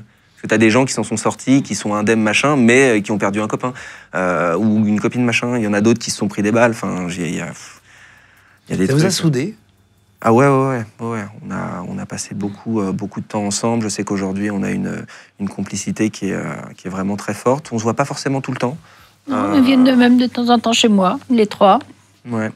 Jouer de la musique, boire une bière, manger la galette des rois. Ah, toujours, vous voyez toujours autant d'amis? Oui, je vois Pierre assez souvent, moi une fois ou deux par an, et puis Sylvain aussi, à peu près une fois ou deux par an, ils viennent à la maison. Et puis... Et Maximilien, vous le voyez combien de fois par an? Oh, bah lui, tous les 2 mois. Bah, en fait, c'est vrai que... Maintenant que je suis partie... Excuse-moi. Non, mais vous avez raison, c'est ça que vous alliez dire. Ouais, comme je suis partie en Bretagne, je bouge. À chaque fois que je viens à Paris, à chaque fois, il vient à la maison, il vient chez ma fille, parce que je vais chez ma fille. Et il vient chez ma fille, et puis voilà, j'ai Myriam, et puis on passe les soirées, on fait les repas de Noël, les anniversaires, les fêtes. Est-ce que vous avez quitté Paris, du coup Ouais, j'ai quitté Paris, mais pas trop à cause de ça, c'est parce que j'étais à la retraite, il fallait que je parte, et du coup, je partais en Bretagne, et puis voilà. Donc, Maximilien, tu vas dormir chez Chantal à partir de quand? Comment ça va se passer, la transition où tu vas être un peu adopté par Chantal? Alors, la transition, je vais répondre à la question, j'y viens juste, c'est qu'en gros, quelques jours plus tard, on s'est retrouvés chez Chantal, qui nous avait invités, du coup, avec toute la famille, pour qu'on y aille tous les trois, Sylvain, Pierre et moi. Et donc, à ce moment-là, Sylvain faisait la découverte de cette famille, parce que lui n'avait pas connu ces gens-là. Donc, ça s'est évidemment très bien passé. Ça nous a tous émus de nous retrouver dans ce contexte-là. Voilà, au final, c'est catastrophique ce qui s'est passé, mais je veux dire, voilà, il y a quand même un beau moment qui se passe en ce moment. On a dû remettre ça 6 ou 7 mois plus tard, un truc comme ça. On l'a fait une deuxième fois. Je ne sais plus exactement quand. Et du coup, en septembre 2016, j'emménage effectivement chez Chantal, quoi. Donc, est-ce que vous vous voyez souvent? En fait, je sais pas. Je pense que j'ai eu une certaine... un besoin, en tout cas, de retrouver un petit peu mes marques. Et c'est vrai que chez Chantal, il y avait un rythme de vie qui était beaucoup plus... rassurant? Ouais, rassurant. Et du coup, à la base, c'était pas défini, quoi. C'est-à-dire que j'y suis allé, j'ai dormi la première nuit, la deuxième, la troisième, la quatrième. En fait, voilà, quoi. Et vous, ça ne vous dérangeait pas au début? Non, ça m'a jamais dérangé. Ouais, mais c'est ça, en fait, qui est fou. C'est que... C'est des codes qui sont différents de ce qu'on pourrait connaître, quoi. C'est-à-dire que... C'était naturel. Très peu de gens qui pourraient, entre guillemets, dire ce qu'elle vient de dire, quoi. Non, mais c'est vrai. Genre, oui, non, ça ne dérangeait pas. Enfin, ça dérangerait 98% des gens, mais... Non, mais tu vois ce que je veux dire. Beaucoup de gens, ils m'ont dit, comment tu fais? Je sais pas, on est bien ensemble, et puis voilà. Et puis, je pense qu'on s'est apporté mutuellement, quoi. Des soutiens. Je sais que Chantal, voilà, des fois, elle a des petites difficultés pour attraper des trucs, des machins, des bidules. Donc, en fait, il y avait une aide aussi à ce niveau-là que j'apportais, alors qu'elle m'en apportait sur un autre plan. Enfin, je pense qu'il y a... Ça marche forcément que comme ça, si oui, tu veux. Tu avais besoin, et puis ça faisait plaisir à Chantal. Ouais. Et voilà, puis moi aussi, si j'avais besoin de lui, il était toujours là ça. pour que faire ça marche, pour que ce soit sain, il faut qu'il y ait une réciprocité, si tu veux, dans le processus, quoi, sinon ça marche pas. Et c'était vraiment ça. On s'apportait des choses qui étaient différentes, mais dont on avait tous les deux besoin, quoi. L'année d'après va être assez compliquée pour toi d'expliquer. Dans quel sens? Je pense que là, on rentre dans les méandres un peu de ce qui nous compose là-haut, sur le fait que le psychologique, à des moments, il s'active, il se désactive, il prend le pas, il prend pas le pas, machin, et il y a un moment donné, ça allait plus. Je ne saurais pas trop l'expliquer comment. Je ne saurais pas trop l'expliquer, pardon. Ouais, j'ai vraiment perdu pied, quoi. Et j'avais besoin, je sais même pas réellement de quoi, et du coup, ma mère a pris le relais à ce moment-là, quand elle a vu que j'étais pas bien. Elle a pris les devants, parce qu'elle travaille dans le domaine médical, ce qui lui a permis, voilà, de me trouver une place assez facilement dans une clinique de repos, pas très loin de là où elle habitait, enfin de là où elle habite d'ailleurs. Et puis en plus, comme on est dans le cadre des attentats, etc., d'un point de vue médical, prise en charge, etc., il y a vraiment... Enfin, ils ont fait les choses vraiment comme il faut, c'est-à-dire que tout est pris à 100%, machin, il n'y a pas vraiment besoin de se poser la question de savoir si ça va coûter cher ou quoi, parce que les structures, comme celle dans laquelle je suis allé, c'est vraiment c'est une ruine, quoi. On est sur du 150 voire 200 balles la journée. J'y suis resté 2 mois, si tu veux. Donc, c'est quoi? C'est un hôpital C'est une clinique de repos. D'ailleurs, pour la petite anecdote qui n'a rien à voir avec notre histoire, j'ai appris que Marianne Faithfull avait fait un séjour là-bas, quoi. Enfin, c'est qui? Ça a été une des compagnes de Mick Jagger.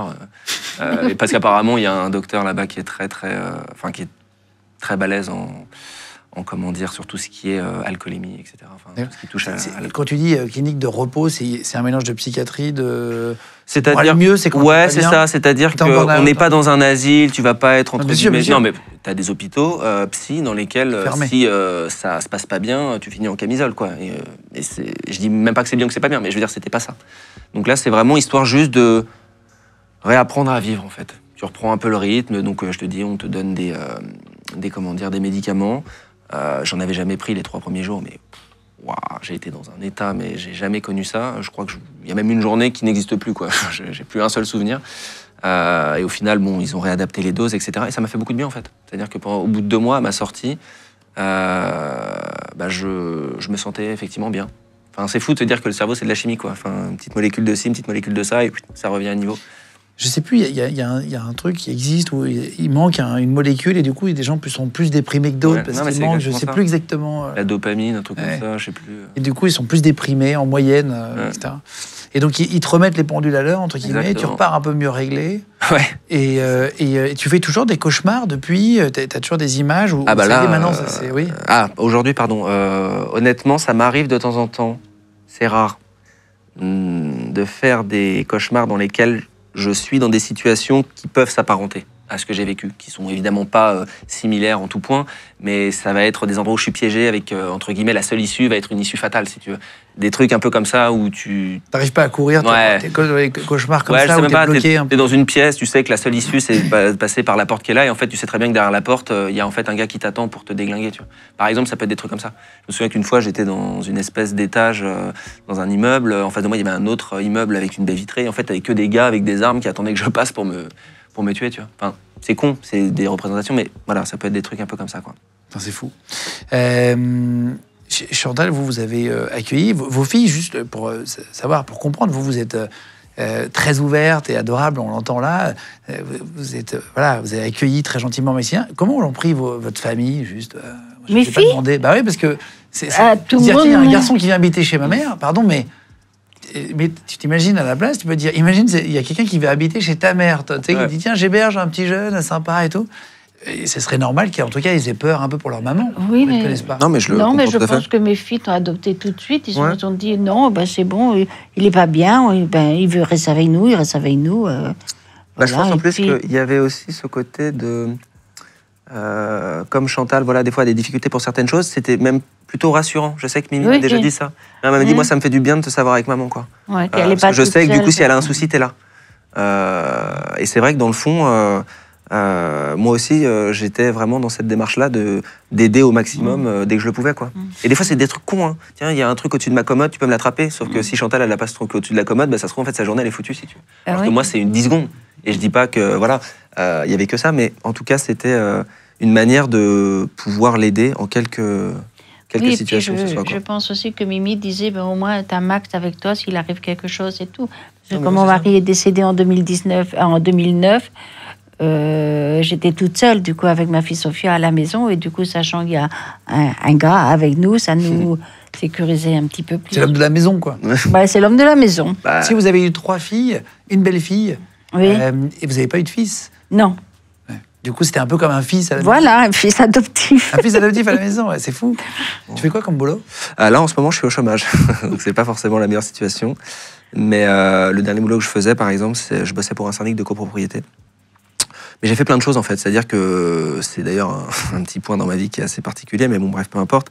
Mais j'ai fait du pliage de parachute, j'ai été coach sportif, j'ai bossé dans des écoles primaires en tant qu'animateur au tout début. Enfin, je me suis jamais posé dans une discipline pendant des années, quoi. Je crois l'expérience professionnelle la plus longue que j'ai pu avoir, c'était 1 an et demi, quoi. Ah oui ? C'est une catastrophe. Ça a un rapport avec le sujet ou pas ? C'était le cas avant et c'est toujours le cas depuis. Je sais qu'en tout cas, c'est des postes de préjudice qui sont reconnus par les fonds de garantie, tous ces trucs-là, sur le fait, justement, le retour à l'emploi. Donc même si je bossais pas au moment des faits, parce que ça aussi, tu vois, je bosse pas aujourd'hui, je bossais pas à l'époque. J'ai bossé dans ma vie, hein, t'inquiète. Non, parce que je passe pour un branleur, là. Et du coup, ouais, c'est un poste, c'est un poste de préjudice reconnu, quoi, le retour à l'emploi. Et je sais que moi, justement, je me suis fait aider par des avocats. Après le Bataclan, tu veux dire, il y a eu des gens qui ont eu du mal à retourner. Ouais, ah bah oui, ça, pour des personnes qui étaient entre guillemets en poste avant et quand tu dois retourner au boulot le lendemain de ce truc-là, c'est j'imagine pas si évident. Donc moi je l'ai pas connu encore une fois, mais je sais que par exemple les avocats qui m'ont défendu auprès du fonds de garantie après les attentats m'ont fait reconnaître ce préjudice-là, alors même que je travaillais pas avant, parce qu'ils comprennent que même si je bossais pas avant, c'est quand même un certain handicap pour la suite, quoi, parce qu'il y a quand même un préjudice psychologique qui se joue, même si des fois on a l'impression qu'il n'y en a pas. Tout ce qu'on fait dans la vie a un impact à un moment ou à un autre sur un truc ou un autre, quoi. T'as pu donc gagner un petit peu d'argent? Ils t'ont donné de l'argent? Ouais. Le fonds de garantie, en fait, a une manière assez spécifique d'indemniser les victimes, c'est-à-dire qu'à la base, ça a été créé, alors pas totalement, mais en partie grâce à Françoise Rudetsky, je ne sais pas si tu connais, enfin, c'est une femme qui a été elle-même victime d'attentats dans les années 80, si je me rappelle bien, et qui a perdu l'usage de ses deux jambes et qui s'est vraiment portée sur le développement des aides, en tout cas financières, pour les victimes d'attentats. Et elle est morte il n'y a pas très longtemps, d'ailleurs. Oui, l'année dernière. Un an ou deux, je ne sais plus. Et donc ça te permet de vivre un peu, une sorte de chômage en plus, le temps de te remettre un peu sur pied? En tout cas, le but, dans un premier temps, en fait, comment dire ça? C'est-à-dire qu'on ne s'est pas indemnisé aujourd'hui au-delà de l'argent. C'est-à-dire que quand tu reçois un préjudice, c'est malheureux, tu perds une personne, un proche, machin, on va t'indemniser avec de l'argent. Et les barèmes, des fois, ça fait froid dans le dos, si tu veux. Tu as des postes de préjudice avec une notation de 1 à 7, et on va dire, tiens, sur le poste 1, t'es à 6, 300 €. Sur le 1, t'es 1, et en fait, c'est vraiment un calcul qui se fait comme ça, quoi. Donc ça peut des fois être un petit peu... Tu vas toucher combien, toi? J'ai touché pas mal d'argent, pour être tout à fait franc. J'ai pas forcément envie de dire la somme, parce que voilà, c'est pas le sujet. Mais on vit dans un état, en tout cas, enfin dans un pays où voilà, c'est pris en considération. On trouve ça inacceptable, et pour cette raison, on indemnise à hauteur d'une somme qui semble être la plus approchante de ce qu'on a vécu, quoi. Après, les avocats que j'ai pris m'ont beaucoup aidé dans cette démarche, parce que le principe du fonds de garantie, même si à la base il est louable, il n'est pas de dépenser des sommes astronomiques, quoi. Donc les avocats m'ont aidé sur ça. Donc il y a des gens qui se sont donc déclarés comme victimes pour avoir ça et pour être pris en compte, en charge, etc. Et il y a Florence M, on ne va pas besoin de la citer, mais qui a été la mythomane du Bataclan. Ah oui. On en parlait tout à l'heure. Ouais. Enfin, vous avez vu Chantal ou pas, cette histoire? J'ai entendu parler, oui. Femme qui a fait comme si elle était... Oui, comme si elle était victime, oui. Alors qu'elle n'y était pas. Il y a toujours des gens qui essayent d'en profiter. Des malheurs des autres, malheureusement. J'ai pas vu la série, je sais qu'il y a une série, donc je peux pas faire comme si je l'avais vue, je l'ai pas vue, donc je sais pas si elle est les détails, etc. Mais peut-être qu'elle avait besoin d'amour. Je sais pas pourquoi elle a fait ça, d'ailleurs. Est-ce que c'était pour l'argent? Est-ce que c'est besoin de reconnaissance et d'amour? Toi, tu disais que tu as eu des contacts avec elle. J'ai eu un contact avec elle, vraiment très succinct. C'était peu de temps après les événements. Elle m'avait envoyé un message par Facebook à l'époque, ou Messenger, peu importe. Et d'ailleurs, je suis retombé sur la conversation avec Valentin, mais je crois qu'on a juste fait un échange de un mot, quoi. Et je crois qu'elle organisait, enfin, c'était pour une histoire de concert, etc. J'ai plus vraiment le détail de ce pourquoi elle me contactait, mais oui, elle m'a contacté, mais vraiment, il n'y a pas de sujet, quoi, parce que j'ai aucune anecdote sur ça, machin. Mais quand on voit effectivement jusqu'où elle a été, c'est incroyable. Mais enfin, tous les exemples de catastrophes, il y a toujours des gens qui essayent de... Ça filoute, quoi. C'est fou. Ouais, tout le temps. Il y a quelque chose qui a changé en toi depuis? Je dirais que... Alors oui, parce qu'évidemment, on évolue et il y a forcément des éléments de vie qui nous changent, et je pense que celui-là, il est quand même assez important pour que ça puisse avoir un impact sur la suite. Je pense que c'est plutôt au niveau de ma vision de la vie, sur le fait que j'ai toujours été très cartésien, c'est-à-dire que c'est comme ça, machin, je crois, je vois, etc. Là, j'ai un côté peut-être un petit peu plus spirituel, j'ai envie de dire. Je me dis qu'il y a toujours une balance qui va un peu s'opérer d'une manière ou d'une autre, sans être forcément tout le temps à 100% en raccord avec cette idée, mais j'ai quand même l'impression que la vie nous amène sur des expériences négatives pour nous amener plus tard sur d'autres expériences plutôt positives, quoi. Et un coup, ça va être dans un sens, un coup dans l'autre. Et même si à un moment donné, on a l'impression que ça s'acharne et tout, je me dis que ça s'acharnera peut-être dans l'autre sens plus tard, quoi. Et c'est un peu comme ça que je prends le truc, quoi. Pour terminer, Chantal, vous, il y a des survivants qui sont venus vous revoir après Oui, quelques temps après. Les gens, ils sont venus, m'ont offert du chocolat, des fleurs, me remercier et tout. Non. Et puis aussi, on a été invités, moi, avec ma fille Myriam. Avec une commémoration. Commémoration un peu au Faubourg Saint-Honoré, avec c'était pour les enfants Pencil Love ou Love. Avec Myriam, on a été pour les enfants avec l'UNESCO, tout ça, et du coup, il y avait de grandes personnalités. Et nous avait invités pour aller là-bas pour nous remercier aussi d'avoir ouvert les portes. Voilà. Et il y a des gens qui ont sonné donc quelques années après, parfois, et qui disent merci. Non. C'était Il y a eu- après. il y a eu Ouais. une ou Et deux si, de personnes, temps en temps, ouais. quand même, il y a Valentina et Adrien qui nous envoient, ou Leïla a des nouvelles avec Sébastien, avec Jean-Louis, avec des trucs comme ça. Mais moi, personnellement, parce que je ne vais pas toujours sur Facebook ou... Comment ça s'appelle Life for Paris, c'est une Life, association voilà. de victimes qui a été créée dès Voilà, le et lendemain. du coup, il y a le des soir même. contacts entre... Il y en a deux. Il y a une photo de l'Olympia avec marqué Eagles of Death Metal. C'est Ouais. le même groupe qui est revenu un an plus tard. Ouais. On fait un concert. J'imagine qu'il avait dû être ultra sécurisé. Ouais, le concert. ouais. Tu y es allé? Oui. On y a été tous les trois avec Sylvain et Pierre. En fait, je pense que honnêtement, très peu de gens qui étaient présents le soir du Bataclan ne sont pas venus, si tu veux. Enfin, ce que je veux dire, c'est que je pense que Les survivants. toutes les personnes qui étaient au Bataclan sont venues à l'Olympia, quoi. C'est ça que je veux dire.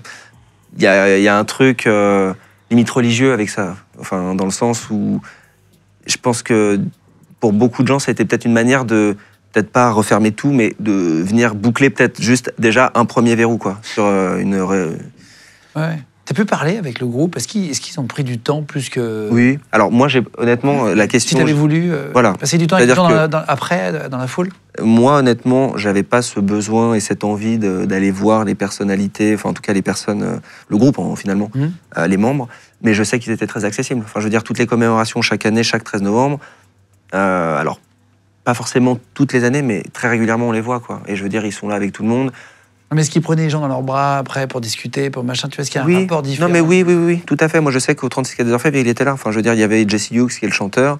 Il y en avait peut-être un autre qui était aussi là au moment où on y était.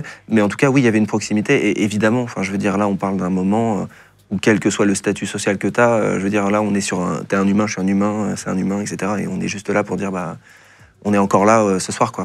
Est-ce que tu as été en contact avec des familles de gens qui ont perdu quelqu'un, qui t'ont appelé après pour discuter avec des survivants pour discuter? Non.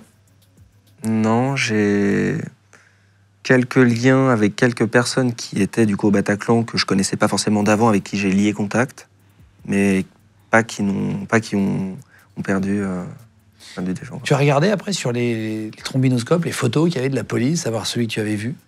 Tu veux savoir dire lequel le tu avais terroriste? croisé, Oui, ouais. oui, j'ai été appelé au commissariat de Créteil, parce que c'était le commissariat dont je dépendais en habitant à l'époque chez ma mère à Vigneux, donc c'était dans la première année qui suivait le Bataclan. Et il m'avait montré effectivement un catalogue d'une 30aine de pages, donc il y avait vraiment beaucoup de monde, et il y en a deux que j'ai identifiés dans l'idée d'en sélectionner qu'un seul, si tu veux. J'en ai vu qu'un. Donc si tu veux, en sélectionnant les deux, c'était celui que j'ai vu, c'est soit lui, quoi. Et en fait, il s'avérait que c'était un des deux, et je sais plus réellement qui c'était ou quoi, mais en tout cas, sur les deux que j'avais ciblés, c'était bien un des assaillants de la salle, quoi. En 2024, selon la DGSI, donc les services secrets intérieurs, 9 attentats ont été déjoués, donc 3 visaient les Jeux Olympiques, au moment où il y a eu les JO. Donc pareil. Est-ce que vous vous sentez encore en sécurité en France? Oui. Ah, franchement, j'ai pas de soucis. Intéressant d'avoir ton Ouais, retour. non, toi, qui a vraiment, vécu ça. je suis pas du tout dans une crainte par rapport à ça. Je veux dire, franchement, je vais le dire honnêtement, je pars du principe que qui veut faire du mal le fait, quoi. Tu vois, je veux dire, tu peux mettre toute la sécurité du monde, machin, et à un moment donné, tu veux faire le con, tu fais le con, quoi. Et je pense que au-delà de ça, on a des services effectivement de renseignement en France qui sont quand même plutôt compétents. Mais il y a une stratégie qui fonctionne depuis toujours, et je crois que c'est pas que chez nous, c'est on attend que ça tape pour agir, si tu veux. Tu peux pas mettre le budget dans tous les domaines en prévention, quoi. Il y a un moment donné, il faut cibler. Et voilà, il y a eu cet événement qui fait qu'aujourd'hui, comme je viens de le dire, on a déjoué 9 attentats qui auraient peut-être pas été déjoués si les attentats du Bataclan n'avaient pas eu lieu, quoi. Et vous, Chantal? Moi, j'appréhende tout le temps. Ah, c'est vrai. Ah oui, moi, j'ai toujours peur. J'ai toujours peur qu'il arrive quelque chose. Plus depuis cette date-là? Ouais. Moi, dès que je vois, mettons, 3 ou 4... Surtout même là, quand je viens quelques jours à Paris, 4-5 camions de police qui sont là, et les sirènes et tout. J'ai dit, qu'est-ce qui se passe? Il vous manque pas trop, Maximilien, au quotidien? Ben, ça va. Là, si, il me manque un petit peu. Je suis en Bretagne parce que j'ai plein de trucs à faire, mais bon, j'ai personne pour les faire. Merci, Chantal, d'être Ben, venue. merci à vous de nous avoir reçus. Vous avez fait l'aller-retour exprès? Ouais. Ah, merci beaucoup. Ça à la main Je de suis loin. venue- Merci, Chantal. Ouais, je suis venue exprès. Et Parce que je dis, je ne vais pas le laisser tout seul. Non, mais en plus, c'est gentil parce que. il est entre de bonnes mains. Parce mais- que vous savez, il m'a appelé que vendredi. Mais oui, hein. non, mais je l'ai appelé et dans les 20 minutes qui suivent, elle m'a dit c'est bon, je viens, quoi. Merci, Maximilien, aussi. Merci D'être beaucoup. venu jusqu'à nous. Voilà, j'espère que ça vous a plu, l'émission. Merci à vous tous. Merci. Regardez Légende. Voilà, on vous met 3 émissions par semaine. Le mercredi, le vendredi et le dimanche. Vous êtes tous les bienvenus. C'est venir d'ailleurs sur le siège, hein, comme Maximilien et Chantal. Aujourd'hui, vous pouvez m'envoyer un email avec votre numéro de téléphone sur cette adresse-là. Voilà, vous mettez 2-3 anecdotes pour nous expliquer ce que vous voulez raconter. Vous êtes tous les bienvenus. Voilà, ça marche vraiment. Tu peux le confirmer, Maximilien, Chantal aussi. Bah oui, moi aussi. Vraiment, on se connaissait pas et puis vous êtes vraiment arrivés là comme ça. C'est vrai. En tout cas, c'était un plaisir de vous avoir. Merci à toute l'équipe d'avoir préparé l'émission. Merci à vous tous d'être de plus en plus nombreux chaque semaine. On sait que vous êtes entre 100 et 150 000 à vous abonner chaque mois sur notre chaîne YouTube Légende. Donc continuez de cliquer sur vous abonner pour arriver en masse. Ça nous aide à avoir de plus en plus d'histoires intéressantes. N'hésitez pas à commenter, ça nous aide aussi sur les algorithmes, à liker la vidéo, puis la petite cloche pour être au courant de la prochaine sortie. Merci beaucoup et à bientôt pour une prochaine vidéo. Ciao tout le monde.